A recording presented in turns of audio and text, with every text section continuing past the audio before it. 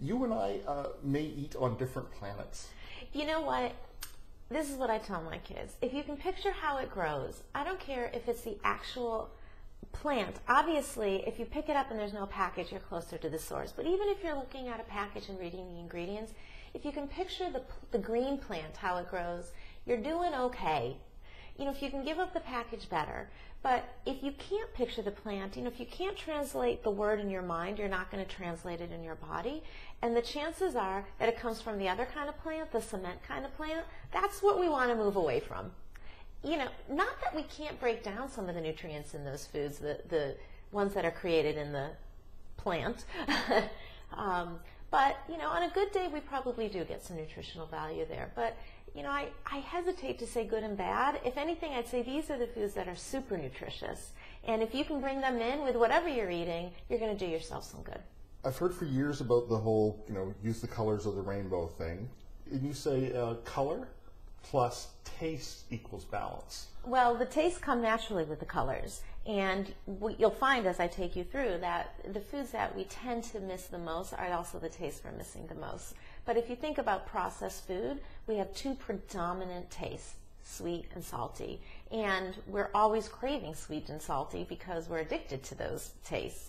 And they're also from that, you know, cement plant, so they're not in their natural form. So they're, you know, they're very strong, and we develop a dependency on them. Sweet and salty are two real tastes. We just want to bring them in nutritionally so we don't crave them non-nutritionally. But the other tastes are sour, bitter, and pungent. Now, pungent is heat, but it doesn't have to be, you know, blow the roof of your head off heat. It could be cumin or ginger. It's just warming, and it creates circulation. Cinnamon is pungent. Sour, obviously, and bitter tend to actually go together, but the one that we're missing the most is bitter. And those are our dark leafy greens. And green, actually, it's not a mistake that the book's green, because green is the color of healing.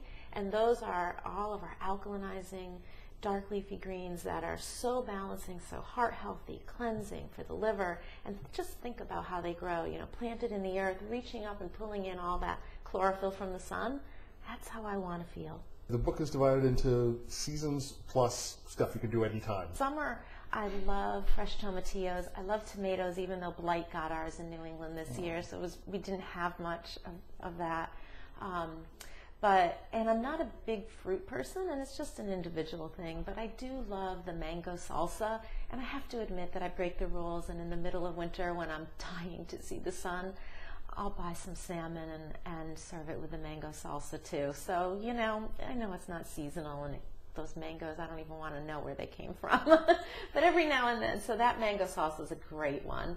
And I also love quinoa, and I find that if I sprout the quinoa in the summer, I can get the protein and those good complex carbohydrates that sustain me without the real warmth of a cooked grain and heaviness. So the quinoa tabbouleh and the quinoa salad with the berries in it are two other favorites. The lemon berry. I'm sorry, I have to stop this summer. Okay, and I said I'm not even a summer person. Fall, I love dark leafy greens, so I just have been making the sauteed kale with the roasted shallots and kabocha squash. Really yummy. In winter, I don't know if it's my favorite, but I can tell you that I get so many people who just tell me that the I don't even know what it is. It's a chocolate tart, and it's fabulous, and it tastes like you're really splurging, and there's no refined sugar, there's no, you know, gluten in it. It's really a yummy, yummy treat. All the soups, the carrot ginger soup, the apple squash soup, the black bean soup. I love soup in the winter. And my mother's goodness soup. You know, everything but the kitchen sink, and it sits on the stove all day. Delicious.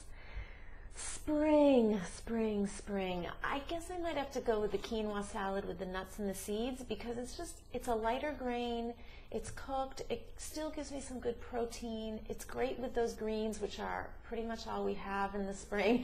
green. So that would probably be my favorite.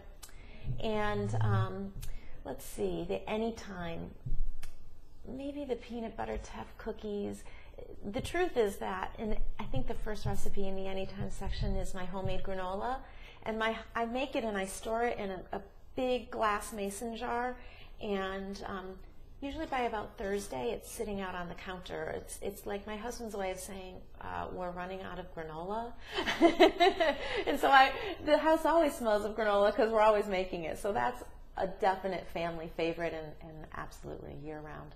I thought, this is going to be complicated, but they're not like most of them are, Well, I'm a mom, and so my goal is actually to put this food on the table every night, every day. So this is what I want us to be eating. It's got to be easy.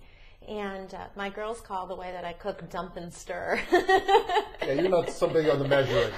No, you put good in, you get good out, and it's got to be easy. We need to be as nourished by the process as by the food. And when it's contrived and difficult, it just creates more stress. And I don't know about you, but I have plenty of ease finding enough stress in my life. So I don't need it to be around my food as well.